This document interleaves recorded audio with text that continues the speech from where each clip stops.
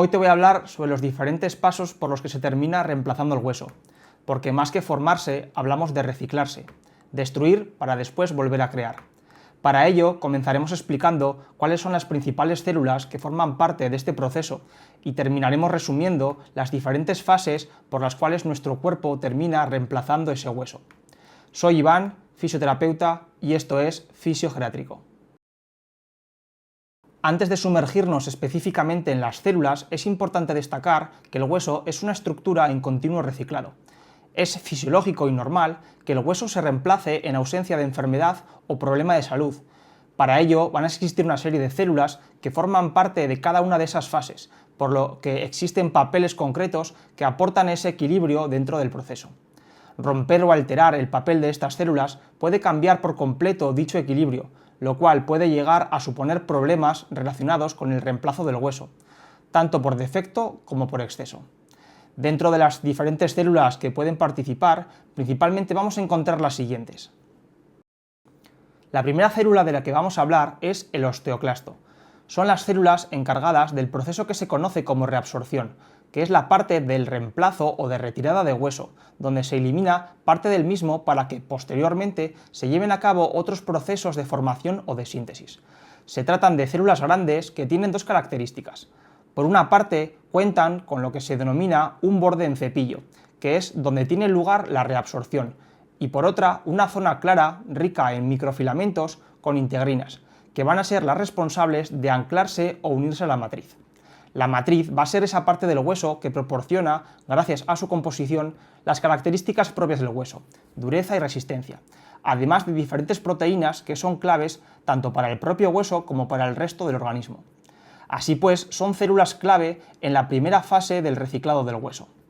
También nos encontramos con los osteoblastos, que son también células grandes que participan principalmente en los procesos de formación de nuevo hueso y de mineralización del mismo.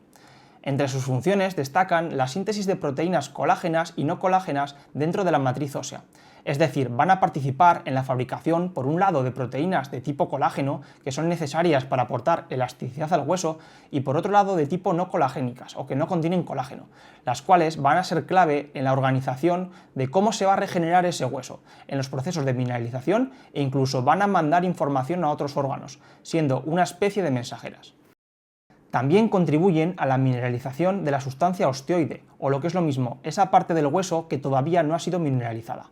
La mineralización, para dejarlo claro, es un proceso por el cual el componente osteoide se endurece al incorporar minerales, principalmente calcio y fosfato. Son también clave en el proceso de reabsorción, esa parte donde se elimina el hueso para posteriormente ser fabricado. Esto es porque los osteoblastos mandan señales que inician el proceso por el cual se forman los osteoclastos, por lo que son dos células dependientes entre sí, dado que una necesita la otra para que sí se pueda reciclar el hueso.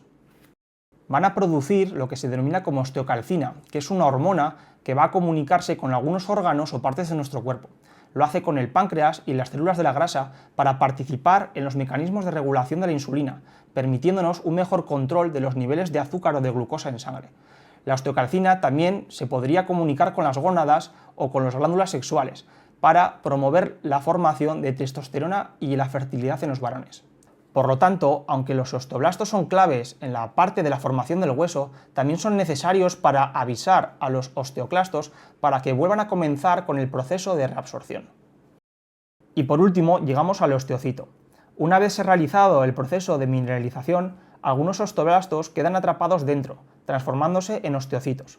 Los osteoblastos, osteoclastos y células limitantes se hallan en la superficie ósea, mientras que los osteocitos se encuentran en el interior.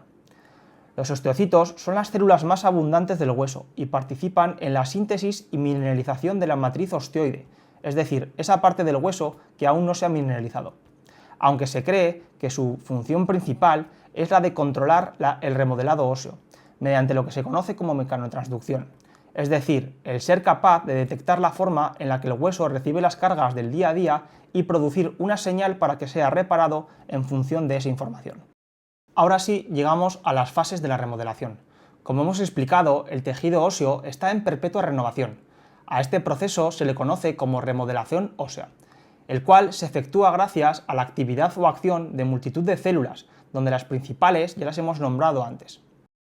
La remodelación ósea comprende una fase de reabsorción ósea, que dura alrededor de 3 semanas, y una fase de formación ósea, que dura alrededor de 3 y 4 meses. Este proceso tiene dos funciones muy importantes. Por un lado, participar en el control y equilibrio del metabolismo fosfocálcico, movilizando el calcio y el fósforo para las diferentes funciones de nuestro cuerpo, ya que se encuentran almacenados en el hueso, y por otro lado, reparar el hueso en función de las demandas o adaptaciones derivadas por el uso diario que le hacemos a nuestros huesos. Tenemos aquí un pequeño esquema donde están representadas las diferentes fases. La primera etapa de la remodelación es la fase de activación. Esta se inicia con la retracción de las células bordeantes, que son osteoblastos que modifican su forma elongándose, y la degradación de la parte más superficial de la matriz, que se encuentra por encima del hueso antiguo. Todo esto tiene como objetivo atraer a los preosteoclastos, que son las células inmaduras que se terminan madurando en lo que conocemos como osteoclastos. Después ya vamos a tener a disposición los osteoclastos, que ya se encuentran maduros y que se van a encargar de la degradación de la matriz ósea. Esto se le conoce como fase de reabsorción. En la siguiente fase de inversión, los osteoclastos se sustituyen por células de tipo macrofágico, que se depositan en la línea cementante en el fondo de la laguna, que separa el hueso viejo del hueso nuevo que se va a formar, y prepara la llegada de los osteoblastos. Posteriormente pasamos a la parte de formación de hueso, gracias a la agrupación de los osteoblastos, además de sintetizar la sustancia osteoide, que rellenará las zonas que quedan sin cubrir. En esta fase también se comienza a mineralizar esa sustancia osteoide, que es un endurecimiento gracias a que se incorporan una serie de minerales. El proceso de mineralización confiere al hueso sus propiedades mecánicas y permite ser una fuente tanto de calcio como de fósforo. El déficit de mineralización del tejido óseo provoca raquitismo en los niños y una osteomalacia en el adulto. Una afectación no tan grave de esta mineralización de los huesos es la famosa osteoporosis, o en menor grado, osteopenia. Las carencias graves de fósforo, vitamina D y calcio pueden estar entre estas causas. Por último, tenemos la última fase, llamada de quiescencia, que consiste en una mineralización secundaria, que tiene como característica la acumulación de hidroxiapatita en la matriz, en ausencia de osteoblastos. Este grado de mineralización influye en el grado de resistencia mecánica que el hueso va a terminar teniendo. Finalmente, parece que al menos en parte, la remodelación ósea parece estar sometida a la ley de Wolff, teoría según la cual el hueso se forma y se reabsorbe en función de las presiones que sufre. Esto podría explicar que existen zonas con una mayor remodelación que a su vez coinciden con una mayor demanda. Y con esto hemos llegado al final del vídeo. Si te ha sido interesante, te animo a que te suscribas para estar al día sobre nuevos vídeos e información sobre este tipo. Te dejo por aquí también mi Instagram, donde comparto contenido similar, tanto de salud como de envejecimiento. Gracias por tu tiempo y nos vemos en el próximo vídeo.